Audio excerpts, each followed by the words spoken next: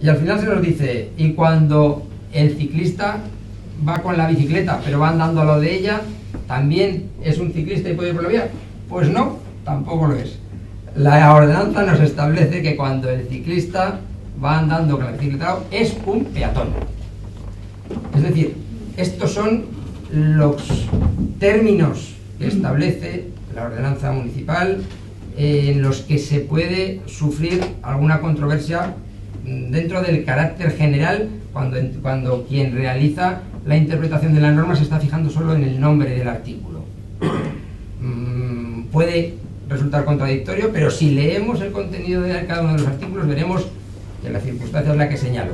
Son normativas específicas que deben de realizarse. Lo que se nos señalaba antes de la solicitud de la existencia de un registro de bicicletas ya está contemplado en la ordenanza municipal. Lo cierto es que no obliga.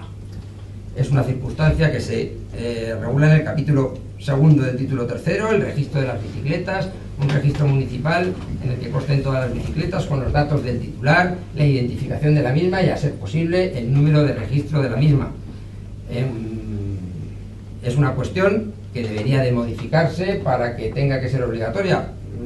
Ciertamente es una cuestión compleja, creo que puede ser excesivo y que todavía a lo mejor estamos en un momento incipiente del nacimiento de la bicicleta para que se realice una obligación de tanto contenido, pero tiene que ser ese el paso previo a lo que se lo señalaba también anteriormente, y es al aseguramiento de la bicicleta.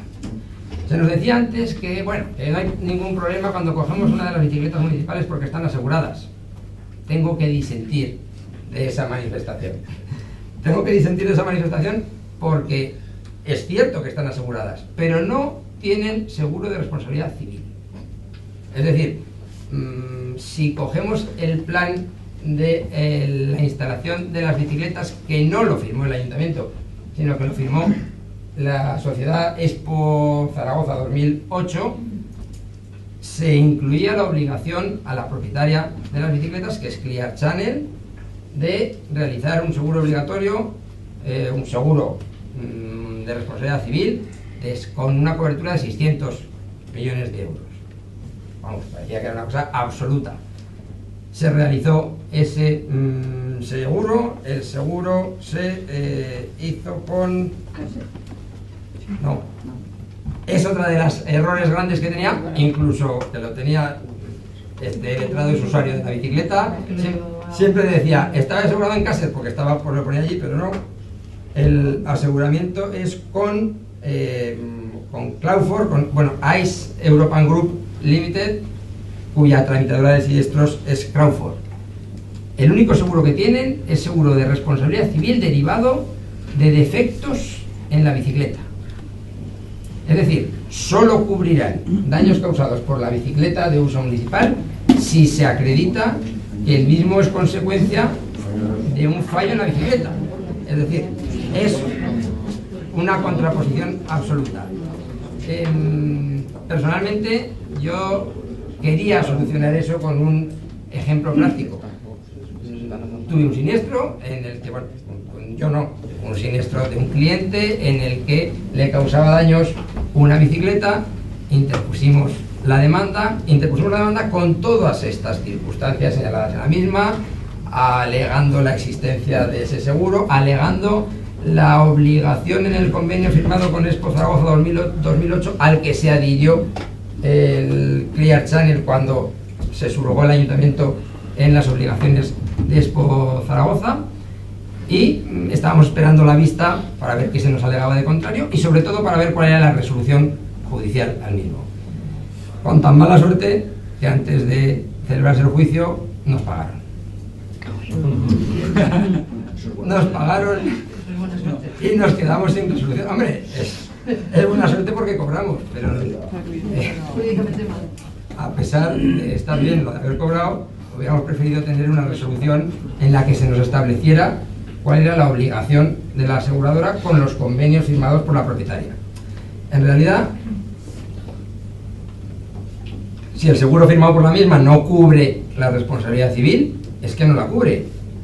Y por mucho que en el convenio que se firmó en su día por Expo Zaragoza se mencionara que tenía que tenerlo, si la aseguradora no lo ha contratado, no va a tener que hacer uso de la misma.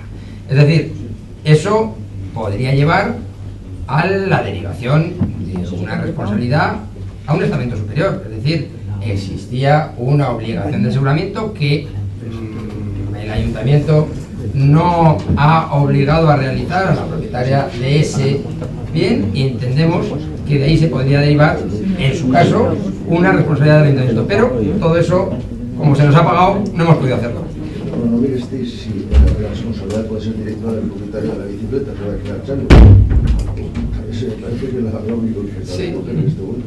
Así es, no, por eso está demandado también crear Charlie. Pero bueno, como han pagado, nos hemos quedado sin saber el resultado de la misma. Pero bueno, al final, sobre todo, la circunstancia que se nos plantea de la problemática judicial derivada de los nuevos usuarios de las bicis, yo estaba buscando mucha jurisprudencia sobre lo mismo y sí que he encontrado una sentencia que resultaba bastante curiosa y que quiero comentar. Es sentencia de una de las primeras ciudades en las que se tuvo el planteamiento de bicicleta, que es Barcelona, la sentencia de la Audiencia Provincial de Barcelona de 11 de marzo de 2008, en la que se daba una circunstancia paradójica. Un usuario de un carril bici, o que decía que iba por un carril bici, estaba reclamando a los padres de un menor que se le había metido con la bicicleta y se le había cruzado en el carril bici.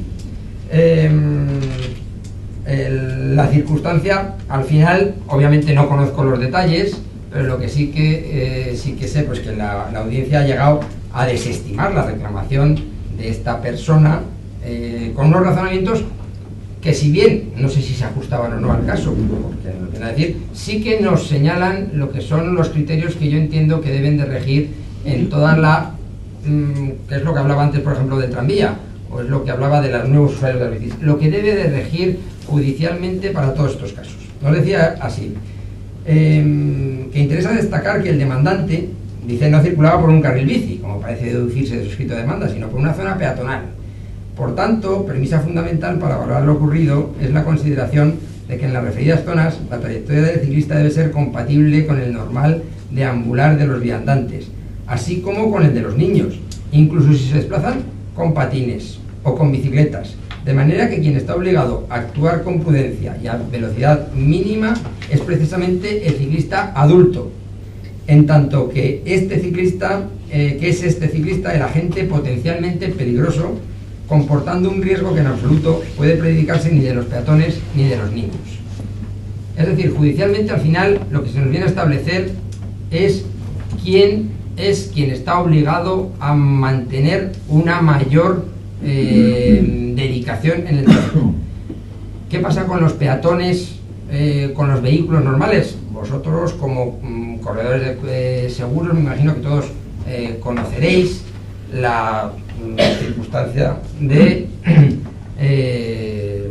la culpa exclusiva de la víctima. Tiene que acreditarse de una forma exhaustiva y con prueba de cargo de que ha sido solo la conducta del peatón la que ha causado, porque se le exige al conductor de un vehículo de ese elemento potencialmente peligroso que extreme el cuidado en el uso del mismo para que no cause daños. Todo esto lo tendremos que trasladar a lo que es el motivo de mi intervención, los nuevos usuarios de las vías. ¿Quién es el que mayor potencial riesgo imprime en la circulación? Cuando estemos hablando de un peatón sobre un ciclista, la normativa dice que el peatón no debe ir por la vía, por el carril de circulación. Pero el hecho de que vaya un peatón por el carril de circulación, aunque yo sea ciclista, y yo se lo digo a los ciclistas, no nos da derecho, ni mucho menos, a atropellar al peatón. Es una cosa que tiene que quedar clara. Es decir, la ordenanza, el plan general de la bicicleta son muy claros en la prioridad del ciclista sobre este tipo de vías. Pero eso judicialmente no nos puede llevar a vulnerar una serie de derechos que tienen que estar por encima de eso, que es que quien genera mayor riesgo en la vida, ya no en la circulación de vehículos, sino en la vida, un ciclista, incluso, como hablaba esta sentencia, una persona adulta sobre un niño, es quien debe de tener mayor cuidado en la generación del mismo. Por ello, yo lo que sí que quería resaltar es que, por mucho que tengamos una ordenanza municipal que nos establezca unas cuestiones que entiendo que no vulneran en absoluto la normativa general de tráfico, sino que la regulan de forma específica, por mucho que tengamos un plan general de la bicicleta, lo que no nos podemos apartar nunca es de los criterios generales del derecho, y que nuestros jueces, estoy convencido, es que no lo van a hacer. Si se les sabe exponer bien, entiendo que tienen que, obviamente, tiene que alegarse la existencia de toda esta normativa nueva que viene a modificar sustancialmente la circulación en las ciudades, y que además entiendo que mayoritariamente, siempre hay grupos reducidos, pero mayoritariamente es querida por todos. Se nos produce un descenso de la circulación de vehículos, se nos produce un descenso de contaminación, un descenso de peligrosidad en el tráfico, y eso indudablemente va a ser bueno para todos. Pero que todo eso debe de adaptarse a los criterios generales de imputación del riesgo a cada una de las personas que intervenimos en cada uno de estos desarrollos, y que judicialmente es lo que tiene que hacerse. Una sola cuestión más, aunque vamos un poco más de tiempo, pero que no quería dejar de citar también de las alusiones anteriores en cuanto a los accidentes con fallecidos. Existió un accidente con fallecimiento de un ciclista en Pamplona el mes pasado, fue en el mes de abril.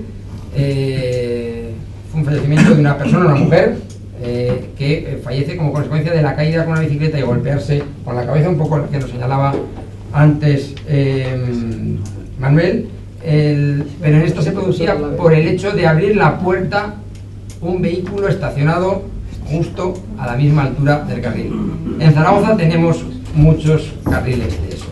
En Zaragoza tenemos muchas zonas en las que confluye, por ejemplo, el Camino de las Torres. El Camino de las Torres, el carril de la bicicleta está metido, está encajonado, no metido, encajonado entre la acera y los vehículos aparcados. Se reduce la visibilidad en todas las entradas a las calles adyacentes. Esa peligrosidad en Pamplona parece ser que va a modificar el trazado de unas vías, y a lo mejor, quizá en Zaragoza, debería de proponerse una cuestión así. Son cuestiones que tampoco quería dejar al margen y que nos darían para hablar mucho, pero que se nos acaba el tiempo y no puedo decir más.